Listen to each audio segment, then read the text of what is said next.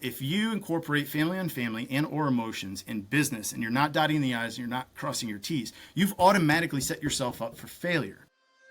Hello, and welcome to Outer Spaces, a podcast dedicated to empowering designers and contractors in the outdoor living space. Through this show, I hope to create a powerful resource for you, someone who is trying to grow their company but might not have all the tools and processes to do so. On Outer Spaces, we're passionate about breaking the chains of small mindsets and helping contractors just like you take control of their businesses and their lives. My name is Joshua Gillow, and through my 25 years of dirt under the nails experience, I look forward to sharing tips, strategies, and other contractor success stories here on the Outer Spaces podcast. Now, let's get on with the show. Hello, welcome back to the Outer Spaces podcast. This is your host, Joshua Gillow, and today I have Ryan Breiding on. He's a landscape business owner, and he's actually in a process of going through a really tough time. Something that him and I actually have in common, and we kind of figured that out on a Facebook Messenger conversation back and forth that we both are. He's in the process right now of leaving a family company, him and his brother, and I have gone through the same situation about 12 years ago and having to make one of the most difficult decisions of my life. So if that sounds like you, if you are in a partnership or a family business and things are really tough, or you're just struggling with that, it's a great episode for you to listen to and listen to our process and what we learned through that lesson in life. And I will give you a little spoiler alert. It turns out pretty awesome. Hey, Ryan, I'm so excited to have you here on the show this week. And for the listeners out there, Ryan reached out to me through a Facebook post, actually, and we started sharing some of our stories. And what was really incredible about Ryan's story is it reflected almost verbatim my story. And it was a story that I've never told on the podcast before, and I would love for us today, Ryan, to unpack this whole concept, around family business and having to eventually, at certain points in life, having to say, this doesn't work for me, and what that might look like. So, Ryan, welcome to the show. Yeah, definitely, Joshua. Thank you very much. It's an honor to be on here. Like you just said, you and I have 90% the same story, and I'm like, someone else out there has been through the same stuff as me. Holy smokes. And then I started listening to your podcast and stuff, and I'm like, there is hope. Like, this is the right decision that I've been festering on for 3.5 years. Like, other people experience this, other people have been through it, and they've made the decision to take care of themselves first and not their emotions for the family or whatever it might be, and found peace through it. And that's what I'm going through right now. So you actually, like, if I'm going to be honest, you have me in a period where I'm just coming out of like a 4-month burnout, like a bad burnout. So I'm fresh on feeling myself again because I made the decision that was right for myself and my family and for my professional growth and all that kind of stuff. It's been resonating with me ever since we talked, which was, let's try and make a difference. It's really cool that we were able to connect just through a simple message. Yep. And so I'm excited to kind of let's do some stuff. Absolutely, Ryan. I'm super excited to have you on here. Yep. And I know we've been kind of skirting around the subject at hand today. And the subject we're going to be talking about is what happens in business when a partnership, especially a family partnership, when it doesn't go well. Right? At a certain point in a family business, sometimes things go really well. And other times we just, one of us or both of us or somebody in the partnership says, you know what, I just want a different direction in life. And how do we handle that? Because I know I've had to go through that. I've been actually very blessed to have to go through that. It was one of the toughest times in my life. And Ryan's in the midst of that, at this point right now. So Ryan, I'd love for you to tell a bit of your story, kind of how we build up to this and then what you're going through now. And then we can start working out that way. And hopefully somebody out there that's really troubled with their family business or a partnership or something that's just not working out, that they'll find value in the words spoken here and can find solace in their heart as they move forward with the decisions that are needing to be made. Yeah, definitely. So in a nutshell, my dad came from a Irish-German family, very hardworking, very good people. And, he essentially, later in life was going to college at the same time, also working full time to help build that business. I'm not going to go into it. Long story short, he had to leave that family and that business because of conflicts of interest, right? Yeah. So moving on, my dad has always taught me certain things. The golden rule, all day long, twice on Sunday. And he's also, through and through salesman. Once he left the green industry, he went to work for a company called Eastman Kodak. So right around the time of Kinko's blowing up and all those companies, he's out there selling $500,000 printers right when it started, right? Before we had screens and printers at home and all this kind of stuff. The beginning of the tech boom, if you will, and the brick and mortar storefront. So as I grew up, I always kind of just stood by his side. He was always a talker, so I was always listening. And it wasn't until later in my life that I realized I learned best through just practical experience, right? So listening is how I learned. My dad never formally taught me. He taught me guidance. He taught me principles. He taught me concepts that he wasn't trying to force on me, but he knew it was right how he was living. So he was hoping one day that I would pick up on it. And, until you have kids, you don't realize that you're not that important. They are. And you want, we always, I think a lot of us, we go through life and we lose our childhood and life kind of takes over. And we just kind of go through the minutia and the steps of life. And, what I'm trying to do is spend, at this point in this phase, for the transition of me leaving a company I've been with for 22 years and the CEO of it and moving on to something that I know I inherently feel it in my soul. And there's a long story that I don't even think we'll get into here, but God has been setting this path in front of me for the past 22, 24 years. And I wasn't ever listening to it. Or I was, but I wasn't. My ego kind of always took over, and we know what happens when our ego takes over. Bad things happen. That's right. Bad things happen because we're only in control of so many things in life. So in life, there's not really too many things I'm in control of except for the actions and the emotions of how I respond to situations or people. So my first entrepreneurial experience that I didn't, my first entrepreneurial experience, my independence. I've always been like an independent person. Like if I want it done, I'm gonna do it myself. I just like stuff getting done faster. And sometimes if I put people in the way or put people in there to help me with the process, it slows me down. So that's a process in business I'll talk about later where I bottlenecked myself over the years, and it took hardships for me to realize that I was getting in my own way, right? Yep. Other people are just as qualified as me. I'm not, the best thing in the world.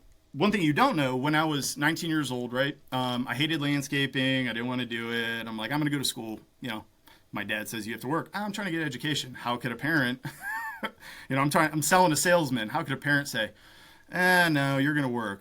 So I was going to school, and my dad actually fell out of a tree when I was 19. I was going to the University of Akron for business communication and trying to get a certificate in real estate. Didn't really know what I was doing. All my friends were going to school. And college wasn't necessarily for me. It was just I was going along with emotion. So anyways, my dad fell out of a tree, shattered his L1 vertebrae. He lived in essentially the ICU for about 6 months, right? So they had to go in, remove the L1. They had to put a cadaver bone in there, fuse it. Like, he was messed up pretty good. So here I am, 19 years old. I hate landscaping, like with a passion, because I've been forced to do it since I was a kid. Absolutely hated it. And something inside of me said, you need to stop going to school and you need to come back and help the family. Was it God? Was it just who I am as a person? Yeah, I didn't know. I just knew my duty as a member of this family was I need to do what's right for my family right now. That's right. I had to, at 19 years old, very quickly figure out how to run a company. That sucked. That sucked, especially when there's grown adults who are like, oh, who's this 19-year-old punk who thinks he's going to tell us what's going on? Like, it was scary, petrifying, all that kind of stuff.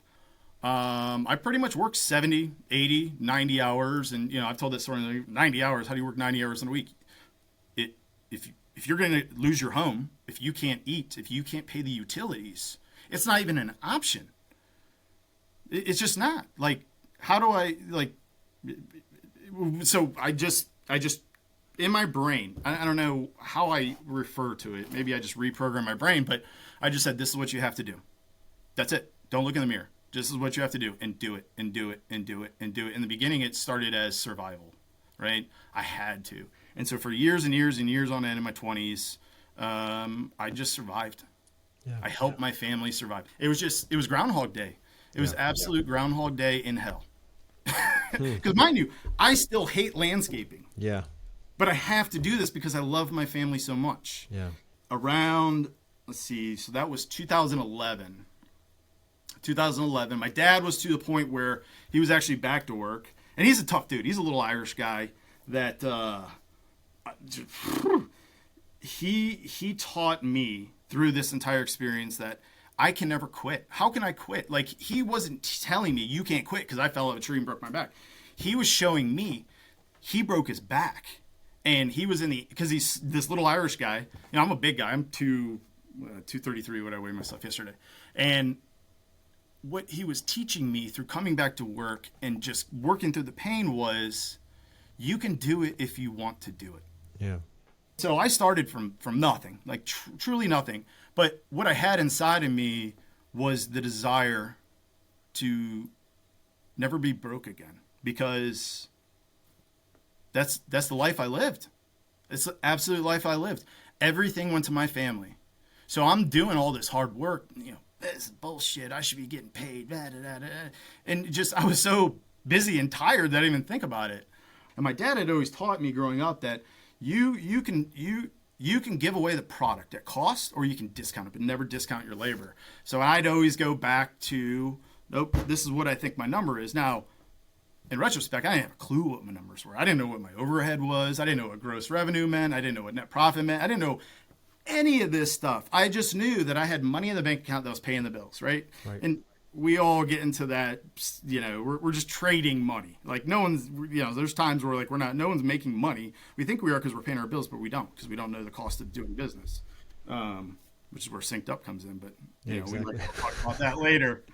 So Ryan, was your brother part of the business at that point, or were you still solo? So when I came back and I started RPB Landscape, he was a person in I love my brother to death. So I want to be very gentle with what I say pertaining to him. But he dealt with some struggles. In high school, he was bullied and picked on and stuff like that. And so he dealt with some struggles. And so he was off doing his own thing, and I was so busy I didn't even think about it. Now when I got back, yes, I brought him on board because he had kind of figured some things out, and he was doing okay and whatnot. And, you know, we just built that business so fast, so quick, that it was like killing me. Like, just absolutely, I couldn't do all this. I couldn't run the company. I couldn't work 40 hours a week, but I had to work 40 hours, 50, 60, wherever it might be, because we're growing and we're getting, you know, buying. Remember when I bought my second truck, like that motivated me, like, okay, we're doing something here. Yeah. That put fuel in my fire. And then another thing. Before I realized it, I had scaled way too fast. I didn't scale properly. I didn't have the systems or processes in place, which at the time I didn't know anything about, you know? So I can't really kick myself in the butt, because I was trying to do something that I had never done before. It was scary, but I was doing it and I was driving forward, right? I just put my head down and kept going. It got to a point for many other reasons that I had to do something. Like, I couldn't do this on my own. I couldn't find people to actually really help me be beneficial in the company to grow it. So I went to my grandpa's original company, right? That was created in 1956, 54, 55, somewhere in that ballpark. And I said, hey guys, my uncle was running it. And I said, why don't we merge? You know, in the year and a half of merging with the company that, you know, we didn't set up any kind of processes or systems. We just said, okay, cool. Here's your book of business. Here's mine. Let's go. Like, there was no communication. There was no documentation. Like, it was family on family. And if you incorporate family on family and or emotions in business, and you're not dotting the I's and you're not crossing your T's, you've automatically set yourself up for failure. But we think it's humans that because someone cares about us, we should just totally trust them without even looking into their track records or their books or whatever. So long story short, that I pulled us out of that fell apart. And for that year after it, I was probably in the darkest time of my life. I didn't know what I wanted to do. I felt like I had lost purpose. that company RPB Landscape, it was my identity because it's all I lived. Like it's so when it all fell apart, I'm just sitting here like blaming God, blaming other people, blaming everybody under the sun except for myself, right? And until later in life, I realized it's not necessarily other people's fault. If I made a choice to keep people in my life, if I made a choice knowing that there was some toxicity in there, or it might not work, or I had apprehension about it, and one thing I live on today is if nothing changes, nothing changes. But I wasn't ready. I wasn't ready to know all that stuff because I needed to go through those hardships because someone had a bigger plan for me. And I wasn't even friends with God. I wasn't even friends with my creator. I was mad. I was like, how do you keep doing this to me, man? Why do you keep putting these horrible people in my life? Why do you keep putting like playing I had victim, I had no idea that this guy had a plan. Yeah. He's way ahead of me. I'll keep teaching you. I'll keep sending it to you until you learn the lesson, brother. Just exactly, keep sending it to man. you. Did he send it? He full send and over and over and over again. Oh yeah. But so we broke out. I broke out of that, and my brother started. My brother put his name on the new company, which we took over my parents' company's name, which is In the Garden Landscape. And I was essentially for that year working to pay the bills and everything like that. But I was absolutely a broken person, just shattered to pieces, absolutely shattered to pieces. And, I also came back from the war with some stuff that I got through. So here I am, like, dealing with the mental, right? Mm-hmm. Getting better, going to therapy, doing what I need to do or what the professionals are telling me I should do. Right. And then this happens. And it wasn't until about after that year where I felt my why. Like, I know what my why is. My why has since transferred from why to why and feeling it in my heart and my soul and knowing that every single day I get to go out and I get to either help other people through servant leadership, which I'm a huge proponent of, and or creating beauty in others' lives. When I restarted RPB Landscape, we did maintenance. I knew maintenance. I knew what devil I was looking at. I was too fearful with everything that had happened and the hardships, and I was living in this place of fear most of the time. And fear's a liar. Fear's a liar all day long. It's what helps us not achieve our goals. Yeah, that's just in a nutshell. That's kind of a little bit of hey, I got forced into it at 14 to now. That's kind of my story-ish. Got it. So then, obviously, you and your brother are working in this company. How long did you guys work for together? So between now and 2019 is when this company was started. Okay. It was a new business entity because my parents, they were running essentially as a DBA. They never really got into an LLC or S Corp or Inc. or anything like that. RPB Landscape, so that was on and off between the merger, RPB Landscape, In the Garden Landscape, for the most part since about 2013 till now, with us fighting, not talking to each other for a little while, stuff like that. Yep. So enough to where on a daily basis we're around each other way too much. Got it. So I'd love to start digging into, this is really the big reason for the podcast. I mean, many things, but this is definitely the main focus is the, bringing family into business is not always simple. I know I grew up in a family business and my mother and father started. Actually, my mother started and my father came on board. And then my brother and I were part of that. We grew up in that same model where, we didn't get paid for what we did. We just worked because that's what families do. We put food on the table and there's always plenty of things to do. We're never in trouble because we always got lots to do. Anyway, I'd go to farms on weekends just in order to bale hay and make $20 a day. I was just happy to have some cash, right? So anyway, grew up in that. I wouldn't trade that for anything. And, doing a family business and starting an outdoor living at that time was a landscaping company, my father, my brother, and I. And we did that for 15 years. I was sales, I was bookkeeping, I was design, I was customer relations, I was all of those things. And my brother would jump into the role of logistics and making sure that all the material was on site. And then he would, over time, he transitioned to be, in the field and running the field. and my father was kind of in between, helping out wherever he can. So all those things worked out well for, maybe the first 12, 14 years or so. And then things started to, as our lives started to change, things started to change. And, we started to butt heads a lot. And we were, at a part of our life where I wanted to grow. And he was more happy where he was. And that's just, it started to create some major friction between us in the relationship. And the sad part was, not the sad part, but the hard part was, we lived, or the business was where my family lived, where my mother and father lived. So we would commute there each day and work and come back. So we were always there with my parents and all that stuff. So, at a certain point I had to make the decision. It was one of the most difficult decisions in my life is, what do I do? At this point, I don't know. We've tried so many things trying to work this out between my brother and I, and there's just no path forward that I could find. And we tried a lot of different ways, and it wasn't working. And my brother and I, our relationship was incredible. We were best friends all the way through. He's 18 months younger than me. And we were best friends. We did a lot of things together as kids and all that stuff. So it was really crazy to be in a time of our life when we didn't get along. We didn't know those areas. And we eventually had to make a decision, and I decided to leave. And it wasn't just leaving my brother, and leaving him with the business of my father. It was leaving the family altogether. You know what I mean? So it wasn't like I disowned or got away. It wasn't like that at all. My brother and I didn't talk for 5 years. For 5 years, we stayed separate, and I didn't realize how much that weighed on my heart during that time. Yeah. And the crazy part is, I know there's going to be at least one listener out there thinking like, man, I've been in a family relationship or partnership in some way, and this is just it's not working, and I don't know what to do. And I was so scared back then because I was afraid I was going to break the whole family up. I was afraid that it felt selfish to me to want different.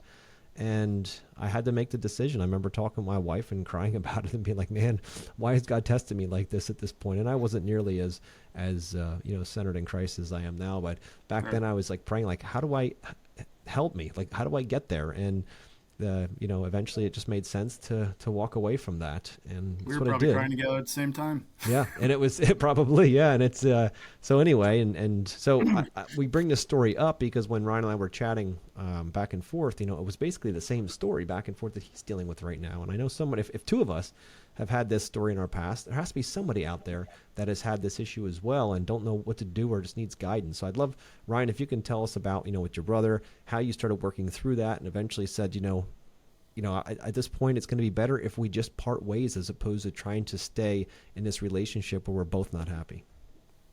Yeah, definitely, Joshua. And thanks for sharing your story. It's not easy for us to open up to these difficult emotional things to the world, to people. So, Chris, well, I'll put it this way. My brother is, for most people that know him, know he is a maniac when it comes to quality. He'll go climb a 120-foot oak tree, take it down, rope and saddle, where people are like, what? And then look at you and go, hey, man, you want to go to Rockneys or you want to go grab a bite to eat? We're like, he's got more energy than anyone I've ever met in my entire life. So he is obnoxiously amazing at what he does. He overdoes it sometimes, which drives me nuts as a salesperson because I'm like, dude, it looked amazing before you took the next step. Now you're taking out of our net profit. And then, so that type of stuff drives me up a wall. I'm like, man, I worked my butt off to get this sale. And now you're just taking the money. Like, we're not a 401c3. We're in this to make a great living, pay stuff off, and make a difference to our clients and our employees. Right. So I think where I'll start with me, how the change started with our relationship. It's always been a little bit turmoil. Just him and I are kind of polar opposites, right? I'm always trying to, like, I don't want to discount him. I'm like, every day I want to be better, just a little bit, right? One step, then another step, and I want to surround myself by better people. Where my brother is content being content. Same person he was 10 years ago will be the same person he is in 10 years, right. And that's okay. That's his life, right? But my entire life, I was trying to save him. Like, oh, I know better. Let me help him be better, and I think that created some animosity between us because he probably was like, why are you trying to change me? I'm me. I'm not, you're not, So I might have played a role in that.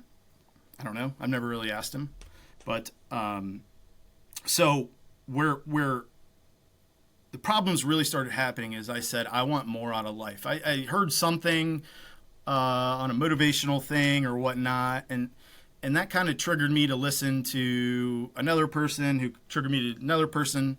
And then before I realized it, I was so ingrained in like learning and going, hey, if I change my mindset about whatever it is, right? Someone comes in late and I'm like, just twice this week. Do I fire him? No, I can't fire. Like, you just get so upset because our brain is sending a signal, and if you don't interrupt that signal, it can ruin the rest of your day. So on my self-development course of just being better, I started doing things, working out, having better mindset. If you decide you want to be better, make a decision. Make a decision to be better. I always had someone just like being negative, dragging me down, not allowing, I wasn't able to be the best version of myself because I couldn't get away from that type of toxicity because this is where I work. So I got to figure out a way around it, right? So instead of like looking at red flags or triggers or anything, like, how do I succeed if I'm literally being pulled backwards as I'm going forwards? And so that was kind of our relationship because he never wanted to change. And I'm like hell bent on being the best version of myself and being better every single day because I've made plenty of mistakes. I've pissed off plenty of people. I've hurt people, not intentionally, by no means. I never would.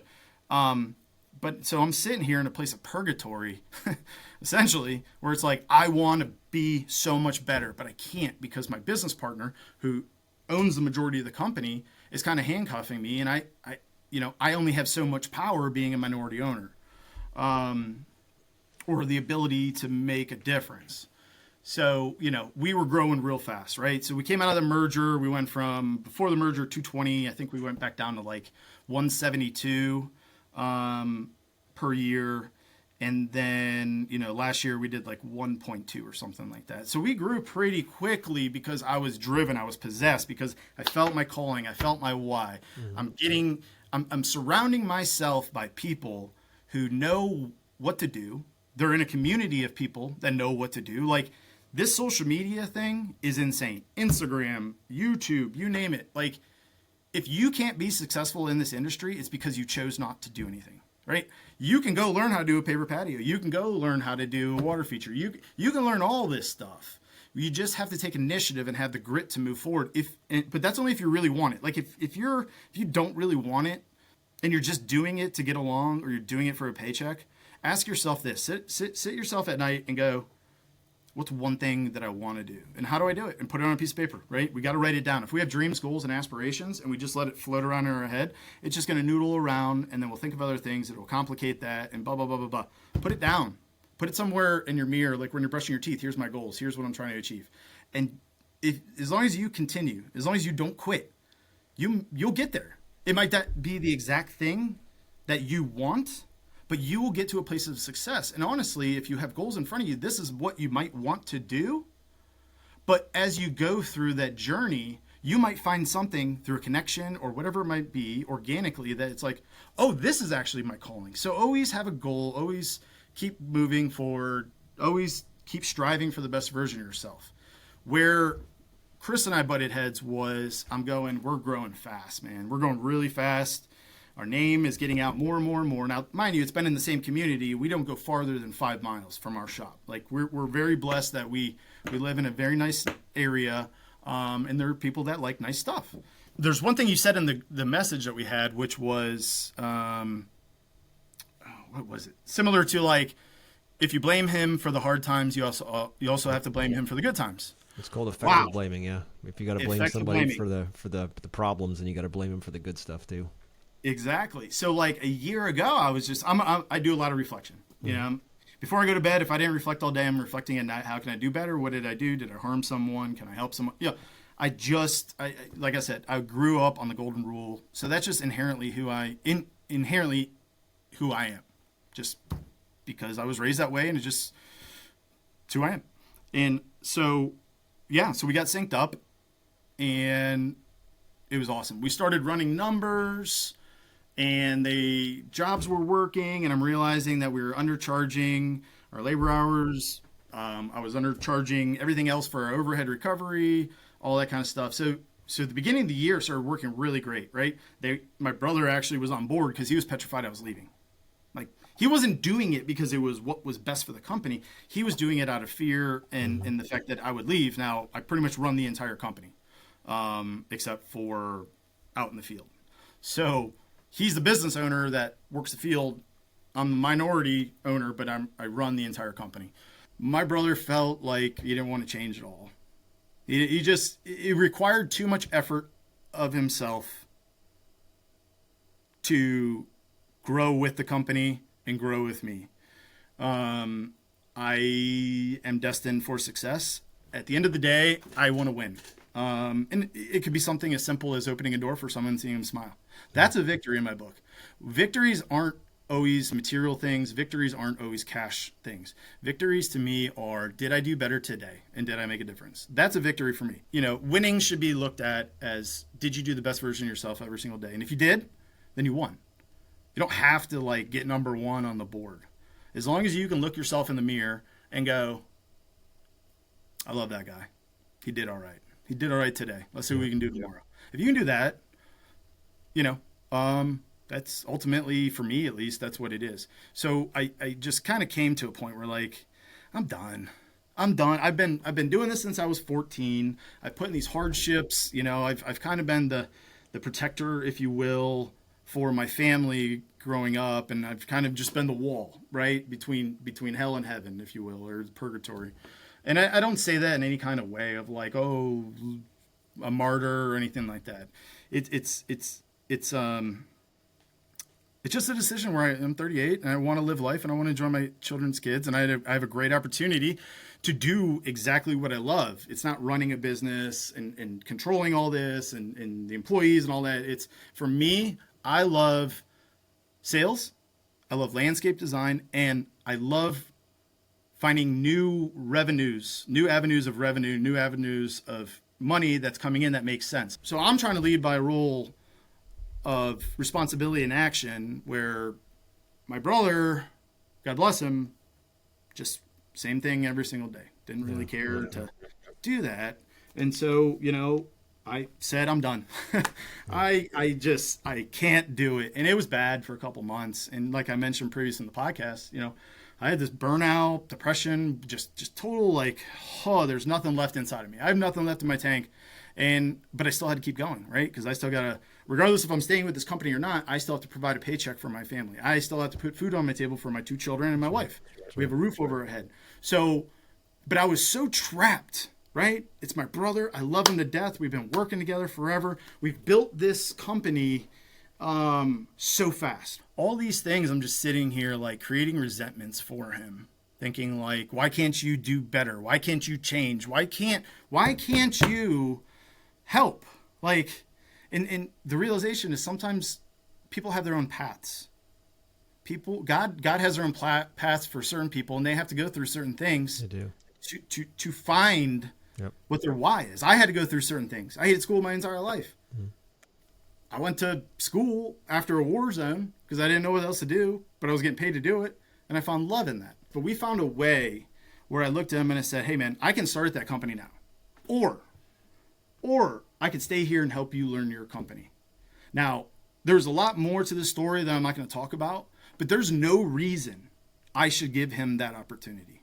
There's no reason whatsoever that I should give the opportunity to a person who has essentially forced me to leave what I built.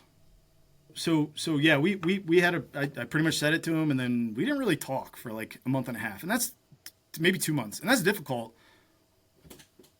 when we're the owners of the company and we have employees and we have to try and get along. We have to do our best not to create a toxic situation, because they might just go, we're done. See, this isn't worth it. I don't own the company. Why am I sticking around to deal with all this? This is between 2 brothers. These guys are crazy, whatever.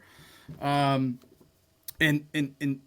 somehow he came to the realization for the first time in his life that he accepted the fact that this was something that he did, and he took ownership of it. And I was like, what the hell? And for me, that was such a blessing, because I could have wrote him off. I could have said, see you later. The company would have failed because he didn't know how to do anything. He didn't know what jobs were in the pipeline, none of that kind of stuff. But I chose to be kind, and I chose to be human.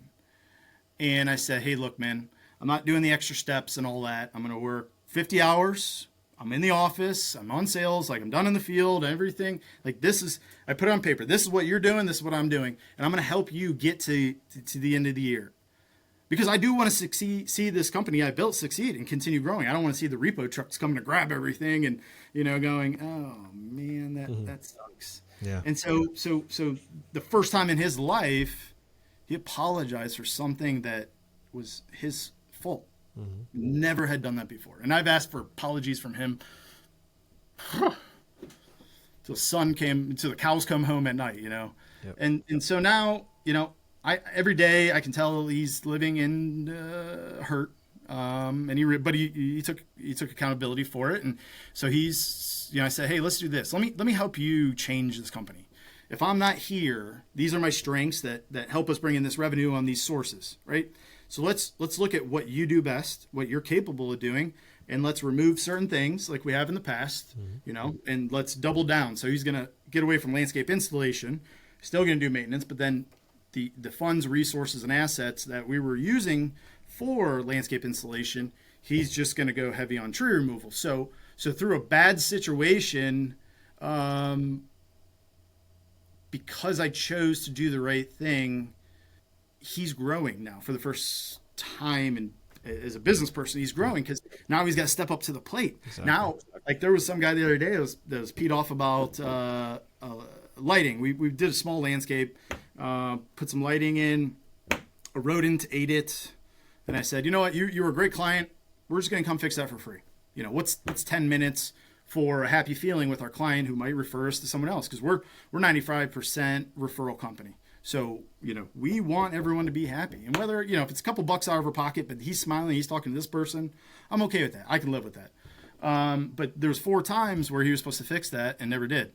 And this guy's like writing me these emails like, you said you were here, you said you were here, you said you were here, you said, and I'm just sitting here like, Chris, what is going on with you? And he said, you know what I'm going to do right now is I'm going to go knock on that guy's door. I'm going to apologize to him, let him know it was my fault. I'm going to fix it. He knows we're fixing it for free, right? And I said, yeah. And he said, I'm going to do that. He's now either out of fear or he's actually going, well, I have to, no matter what. I have to step up to the plate. And so I reflected on that and I said, that was his plan for me, to help him, because I could have easily just been filled with hate and anger and all that kind of stuff. So we're getting along. I'm helping him figure out how to run his company once I'm gone. But, I also put strict boundaries on my brother, on my business partner. Hey, you got me till X. Yep. After that, it's going to cost you X amount per hour. I'm only going to be communicating through email. I have another job I have to do. That is my new priority. That's my responsibility to those owners that I made to them when they asked to hire me. So at one point I was convinced I was never going to talk to him again. I hated him. I even told him that to his face many times, and then I had to step back and go, man, you can be mad at someone all day long, but what are those words?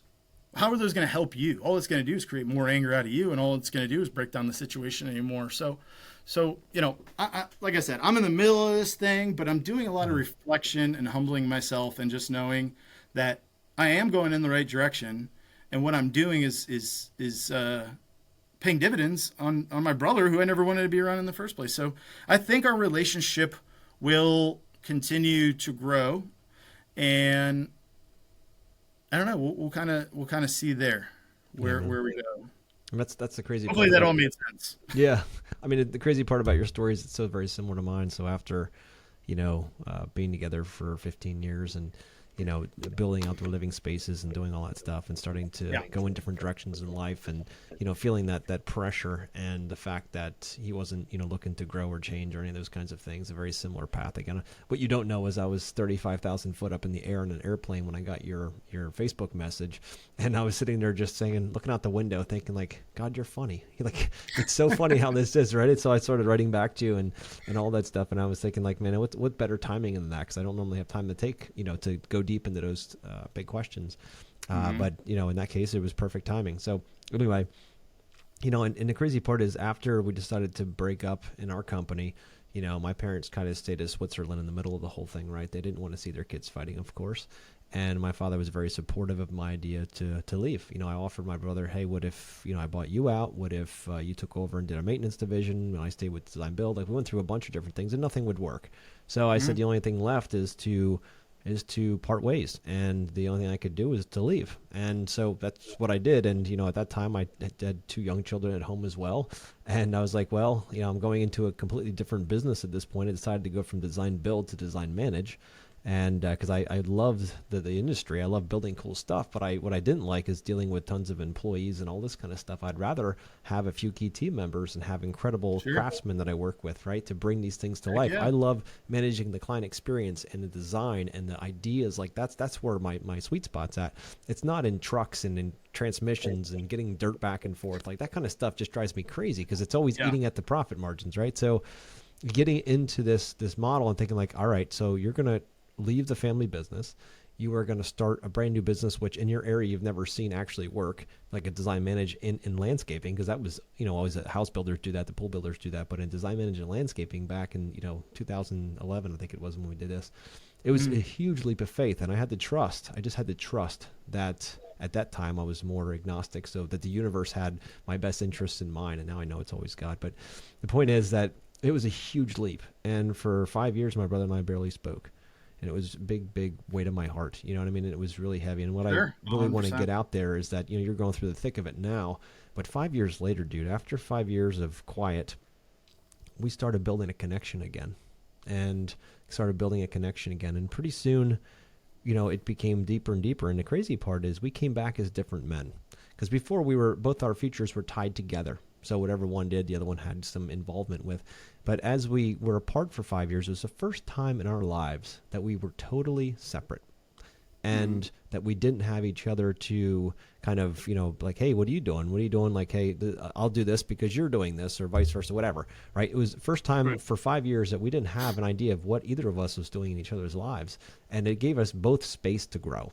And the awesome part is, dude, that after, those 5 years we started growing, and now we have the best relationship we've ever had, because God gave us space to grow, to be the men that he designed us to be, so that we could come back together and have the relationship that we've never had before. It was an incredible, hard time, but it also created some opportunity. And now he and my father still run that business, and he's out on his own. He's getting into like lawn care and all that kind of stuff. And I just see him growing as a human being. And I love him for the fact that he's just willing to get that tenacity, because I felt like at times, since I was the older brother, I was kind of protecting him, and I was protecting him because he didn't know the books. He didn't know how to run a business. He knew how to do the thing really well, right? But he didn't know how to run a business. And that was something that I did, because to be honest with you, I hated going out into the field and constantly working and getting all nasty and coming back in and having to do the estimates and the designs. I appreciate and all it. Right? So I'm like, it doesn't make, for me, it was more about how can I, get out of the field, get into the office, because I feel like that's where my highest value, my highest calling is. For him, it's the opposite. So we both had, complementary skill sets. So how does that work when the yin and the yang, right? Exactly. But how does that work when when one leaves? Right. So he had to learn business quickly, and I had to learn how to do it all. It's the first time in my life that I had to do this. I was in my mid 30s at the time. It's like the first time in my life that I have to now figure out how to run it all without the ability to just blame somebody else for doing that. Didn't, things didn't work out. It all lands back on my shoulders, like expecting others to do stuff. And I'm like, wait a minute here, I got to learn how now to trust. And what an opportunity. And to find those opportunities and to figure out who is going to be part of the team. And I tried to hire and it didn't work. And, it's constant negativity in my head, thinking like, man, did you make the right decision? It was a lot easier back with the family company, because you could always trust and blame if you want to, right? And now it's all on you. It was the first time I had to be 100% responsible for everything. And I had a family and everything going on right now. So it was a wild ride. I would never give 1 second of it up. But at the end, and I just want to tell you this, in the end for you, Ryan, and for listeners out there, God's always putting you through not a trial, but he's always pushing you through lessons. You have to learn things in order to grow, right? And sometimes they are painful as heck as you're moving forward. And that is just the nature of life. There's nothing you're going to do that's going to keep it so comfortable that you never have to learn. And if you do, you're not going to get very far in life, and you'll probably be disappointed in your outcome at the end. So everything comes. And it's incredible how when you stop trying to be egotistical and trying to be self-focused and you start opening your heart up, how those lessons become very clear. And you can start moving forward with what his real intent for you is. And, with that separation that happened in that time, in that 5 years, I grew into a man that I am today, the father, the husband, and the business leader that I am today because of that time when I had no idea what was coming next. And every day I'm growing. Every day God is putting new lessons out in front of me to learn. And I'm like, man, can you just give me a break once in a while? just a little bit of time so I can enjoy what you just, and he's like, nope, sorry, dude, you've got too much of a high calling. There's no way that we're going to give you any time off. So I'm like, okay, sir, got it. Let's keep going. Yeah, right. But the point is that it's not, especially where you're at right now, Ryan, I'm sure you'll look back in years, a few years and be like, you know what, this is the best thing that could have possibly happened to me. The entire family's stronger now on my side. Everybody's stronger and more connected than we have ever been. And it's because we gave God the space to work in our lives and not to kind of constantly working off each other. Sure. Yeah. It's, dark times, it's where we grow. What I love, and I'll use it because we're in the green industry here, you plant them in darkness and they grow. Yep. Every day starts without light, right? So every new day starts in darkness, and it leads us to the light. If any of this is touching you at all, just think this: wake up every single day, and try and be intentional, whatever it is, and always be doing it in the direction of positivity and growth. If you want to run a marathon, start with a quarter mile. Do a quarter mile. Next day, do a quarter mile. Then challenge yourself to do just a little more, Always be taking a step forward. But just know you're not alone in this world. And you're not the first person that's been through that experience. You're not the last person that's been through the experience. And there's people out here that have been through it. And people who have been through it and been extremely successful. So just know that there is hope. There is hope if you decide that you want to make a change that'll better yourself. If this hits you on any level, I'm glad I was able to be here with Joshua to maybe help you out a little. I appreciate that, Ryan. So listeners out there, I'd love for them to be able to reach out to you, Ryan. So what's the best way for someone to catch you or to reach out if this really hit them? Yeah, sure. So inthegardenlandscape@gmail.com. On Instagram, it's in_the_garden_landscape.